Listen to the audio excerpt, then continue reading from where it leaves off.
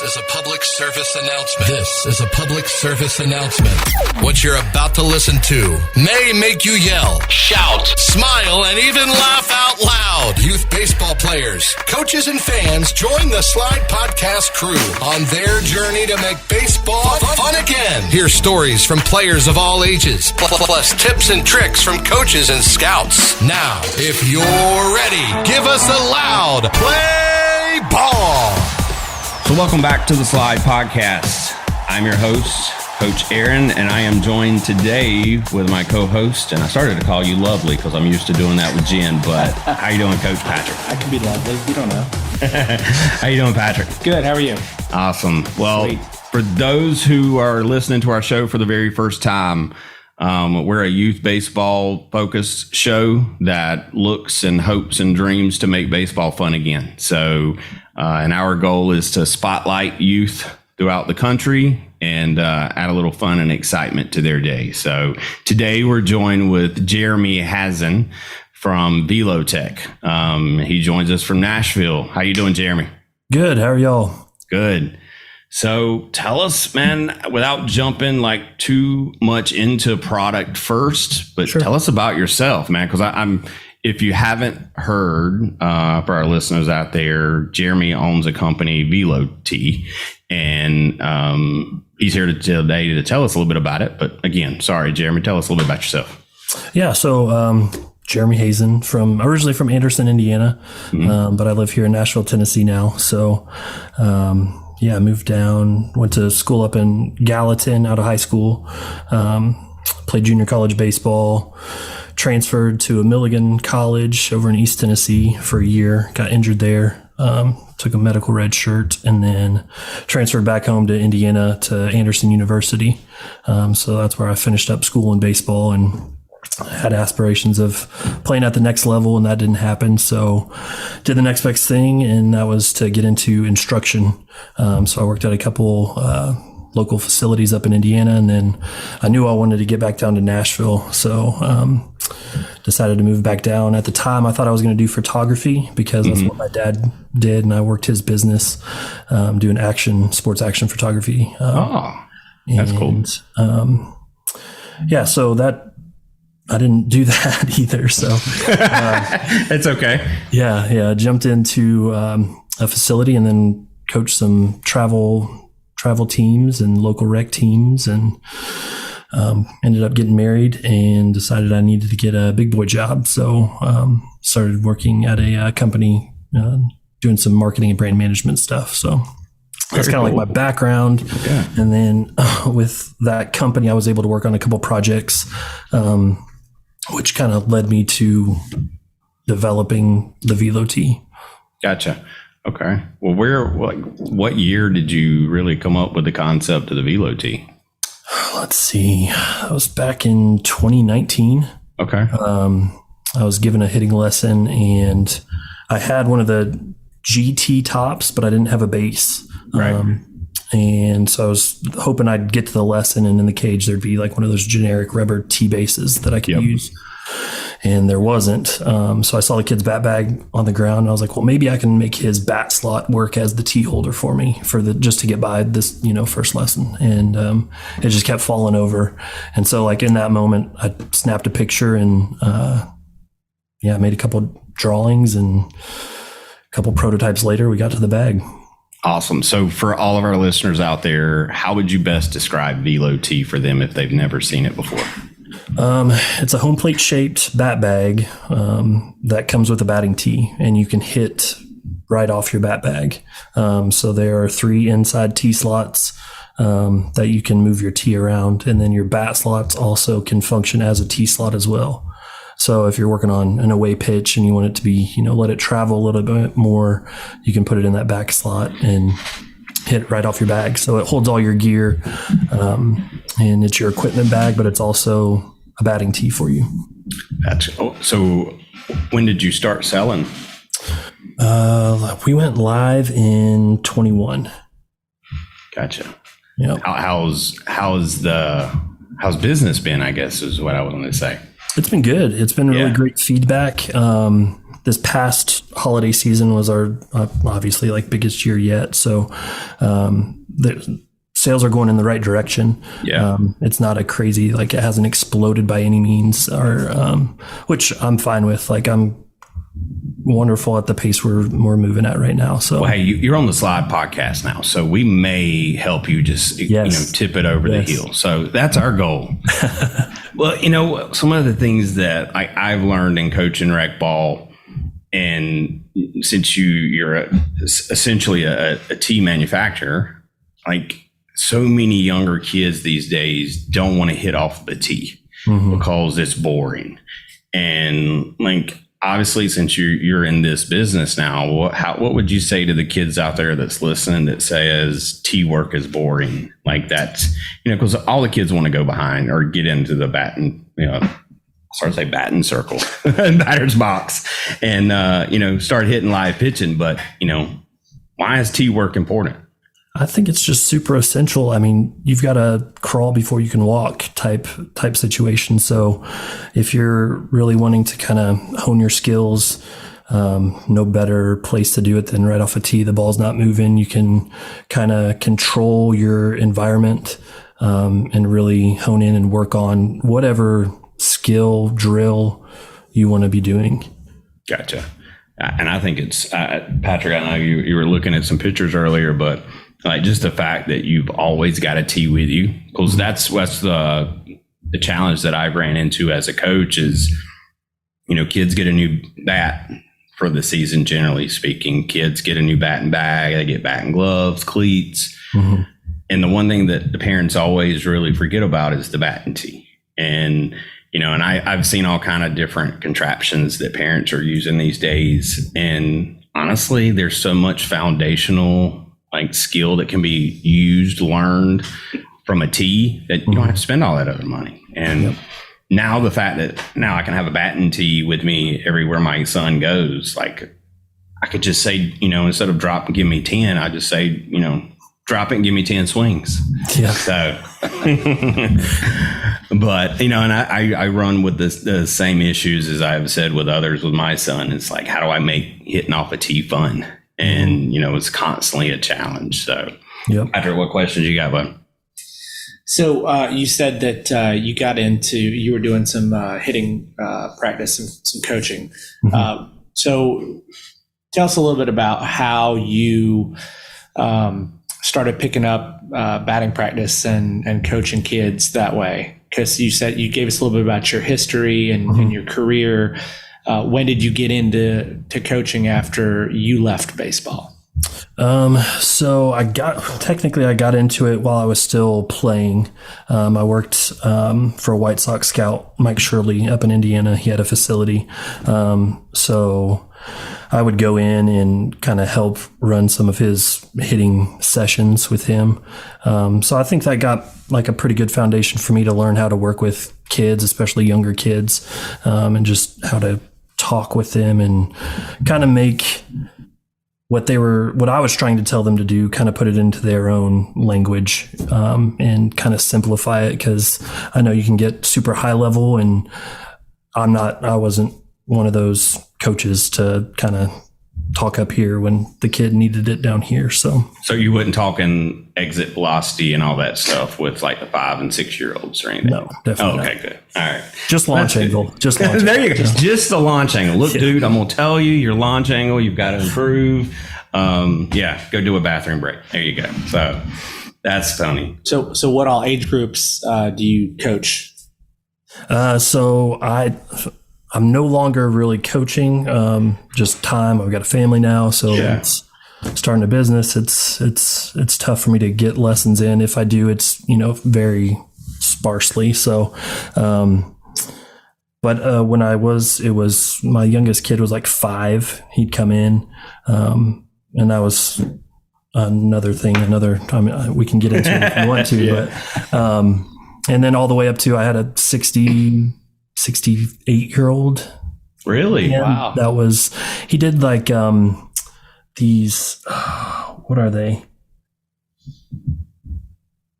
They go to like pro teams and then they actually play a game. So it's like I don't know how to describe it, but Yeah. it was pretty interesting to work with him. How was his swing?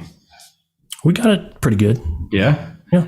That's awesome. There's so much, and I keep awesome is my word. So if anybody out there is listening and counting and checking a box every time I say it, you're going to run out of paper. But I think, I found with kids, like it's what you said earlier, is you got to be able to relate to them. Mm-hmm. And there's too many coaches, and we joke about, some of the scientific part of baseball, but like there's too many coaches out there today worried about those things. And instead of just really focusing and honestly teaching a kid what the purpose of hitting off a tee is. And I think that's where the challenge of youth baseball is today. Do you still get out to the parks and get a chance to catch some youth baseball games? Yeah, with especially with a bag, like I'll go out and kind of set up a table. And so, yeah, we're still able to get out and see what's going on. So what's your take and opinion on things that go on today out in those parks? I'll plead the fifth on that one. I got you. I sort of teed you up on that one. I apologize for that one. So. No pun intended on that. No. There you go. So what's kids say about the bag, man? Like, sure, their mind's blown. Well, the reaction is like, what is this? Like, it's something they've never seen before. And I'm having to kind of talk it through. Some people get it right off the bat. Like they see it and they're like, oh, that's why haven't I thought of this? Yeah. And then others, you kind of point out some of the features, but once they see it and the functionality and the versatility of it, they're like, oh, this is great. Now I know if I take, because the plate portion of the bottom of the bag is Velcro, right? So it attaches to the bottom of the bag. So the home plate top, it's a zipper. Yeah. So it can it's a zipper. Off. Okay. Yeah. Now, is there any weight to that? What you got there in your hand? No, not really. I mean, it's pretty rigid. It's got some, there's like a hard plastic and some foam padding on it. So it's pretty rigid. So I love that because for kids that, and I think back to my childhood, and because we played more sandlot games than we did any organized ball. And that gives me a home plate everywhere I go. And I think that's pretty, it's pretty awesome for everyone else out there. Yeah. Like I was always either like having to throw my glove down on the ground to give a kid a reference point, like if there wasn't a home plate around, or my hat. So it just kind of, you just have a home plate with you. So. Yeah, I think so. What's next for VeloTee? Like what's your goal, and where will we see VeloTee in the next few months to years? Like what's your goal? I would like to see it get more into like organizations. So I've gone back and forth with like the market fit. So kind of see it as like a travel team bag, but also, I mean, coaches can use it, kids can use it, parents can use it if they want. So I don't want to like pigeonhole one way. Well, of course, yeah.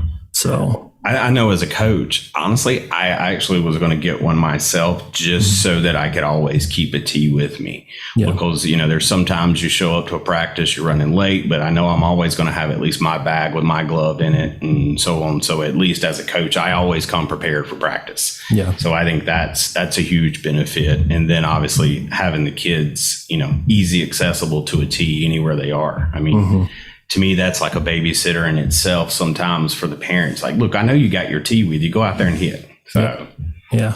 Well, so I know we mentioned before we started recording that you went to, so you're in Nashville, you went to the ABCA, which is American Baseball Coaches Association. I had no clue what this thing was. And I want to say I read somewhere that there was over 13,000 people come through that show during that weekend. Did it feel right? Feels right. It was slammed pretty much all like every day. So foot traffic was really great. And where our booth was in a good spot because they had two halls actually. And so we were kind of close to like the pass between those two halls. So I mean, coaches and players were just running through there. So it was really cool to see that atmosphere and just all the vendors there. It was overwhelming. I was looking and I learned a lot about, it's almost I associate that to, I come from the retail electronics world. So CES was our big thing in my previous career.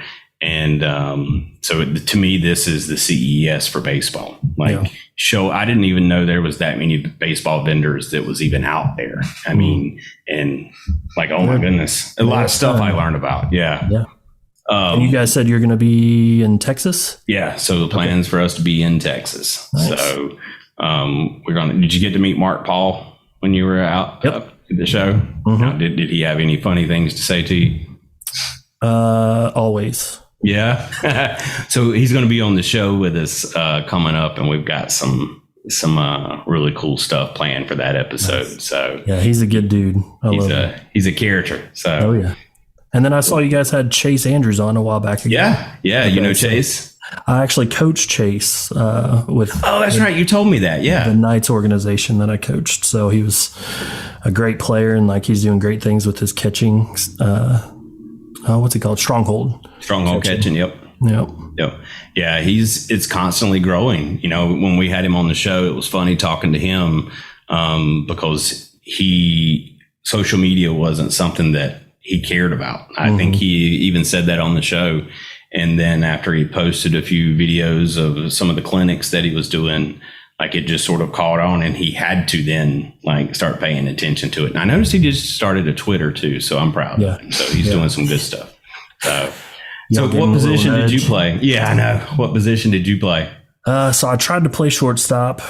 So I did that for a couple of years in college, and then played some third and just a little bit of second. So okay, so you was the infielder guy. Yeah. Okay. Which one was your favorite? They each have their own thing that I liked. Second base, like I like the short throw. That's I didn't have a strong arm, so that's why but third was fun. It was challenging. Especially moving from short, just different reads off the bat and stuff. But I like short. I liked them all. So I don't know.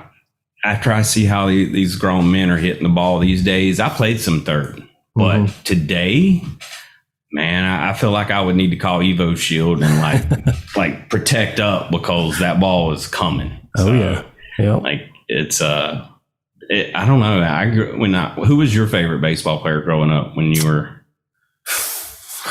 Probably. So I was named after Ryan Sandberg. Okay. And then that's my middle name, Ryan. But Jeter, I always liked Jeter. Okay. So are you a Cubs fan or a Yankees fan?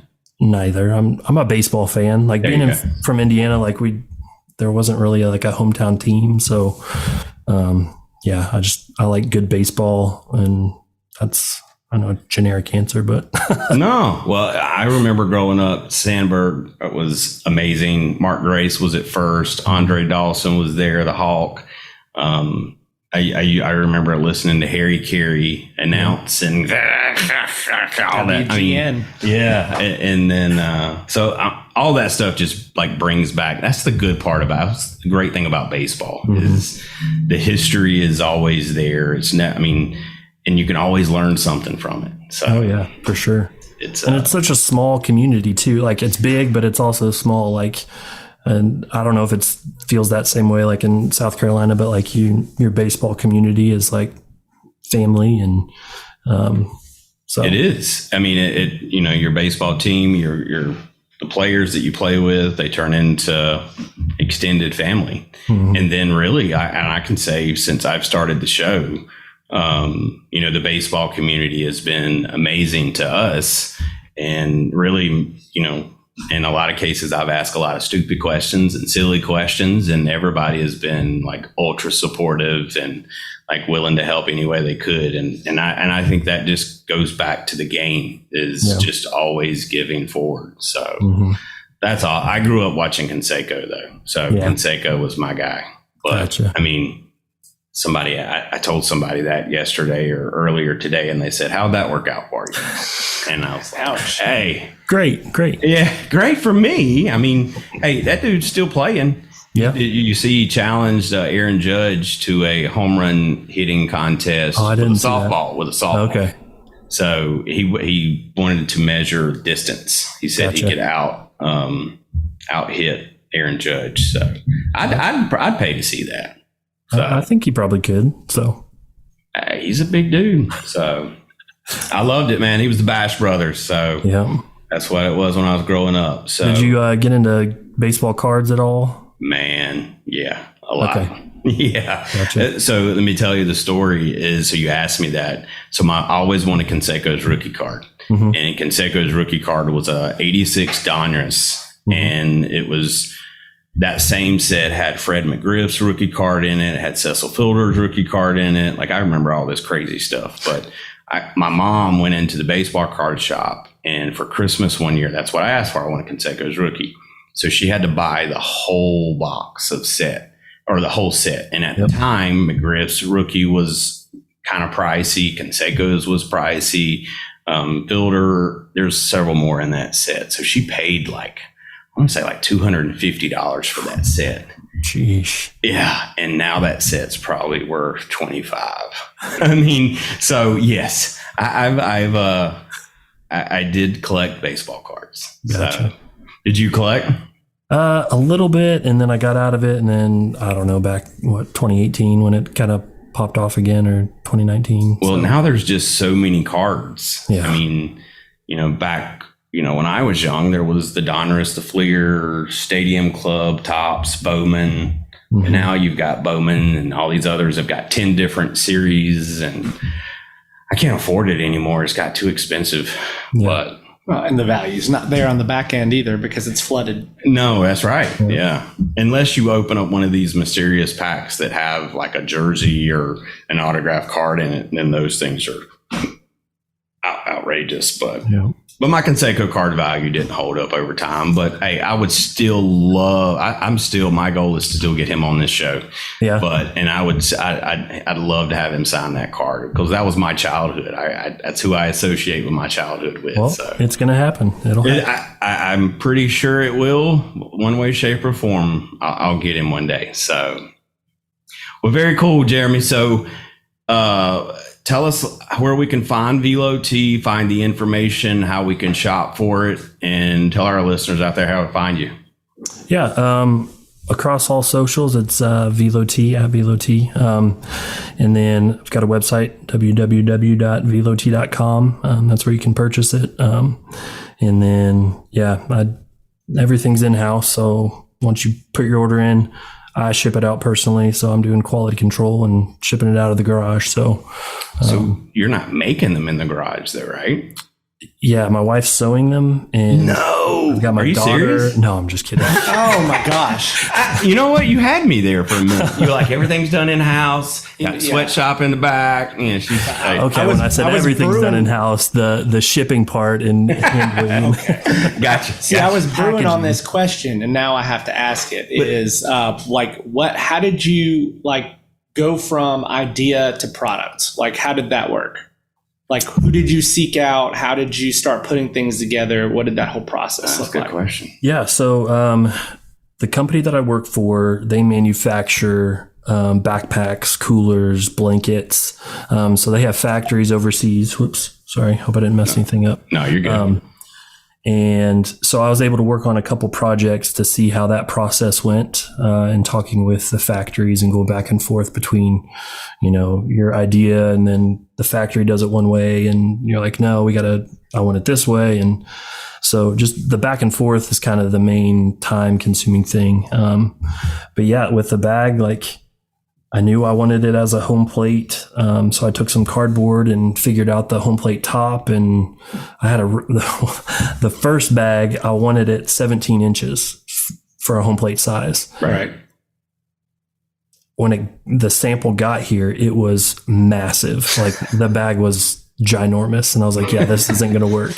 So we had to cut down the size, and then I had to figure out, some other things, but, just minor things with the bat slots. I had to ship them over a bat that I wanted it to fit and make sure it was the right height. And so just a lot of minor things that you have to go back. That's the kind of stuff that drives you crazy there, right? You do all these little small details. A little bit, but I don't know. This is my baby now, so it's like I wanted it to be the right way and quality and hold up, because kids are buying $300 bats, so, and I don't know how long they're lasting, if they're a season long now and they're done with it, or if they're actually stretching it out. Yeah. So, I watched one dad buy his son 2 $300 bats in the same season one year. Wow. And I'm like, this kid's only 7 years old. That bat's only going to help so much. Let's just learn the basics here. So but you're right though. I mean, you got to take care of that, because gloves you're going to spend, anywhere from $100 to $300 or more. I mean, that's interesting, because as I've looked at different things, I see some of the technologies and the different types of bats made. And I'm like, well, what if we had this, but with this instead? And that's where I'm kind of stuck with the question that Patrick asked, is like, what's the next steps if someone is like you and they want to take a design or a concept and actually market it and you produce it? A little bit of an advantage with the company you work for, but what average coach that has a good idea about something they could do from their team, how do they make that a reality? Yeah.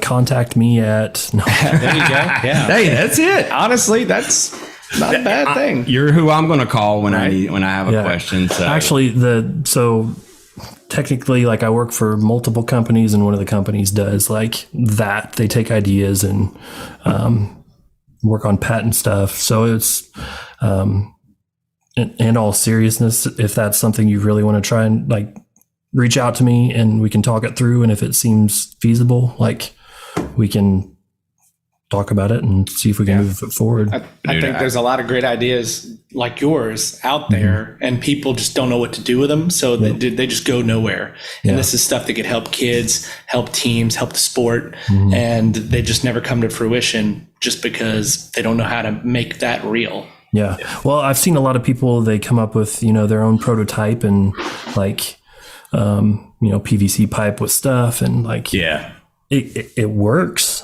So, I mean, just that ingenuity to try and all right, this idea I want to make work. I have limited resources. I'd say still, try and go after it that way. And then, I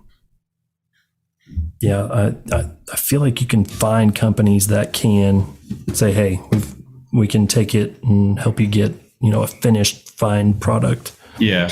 I know there's actually a sketch that I'll have to send you later on, but without getting too into that other company, it's similar to a product that's out there, but I think I've tweaked it to make it maybe a little bit more universal. So we'll catch back up on that one. Just curious, one more question around that. Sure. What's the time frame from your idea to your first working product?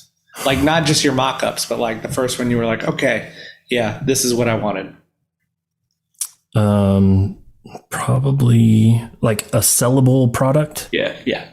Let's see, that was started working on it in 19 and got it in mid 21.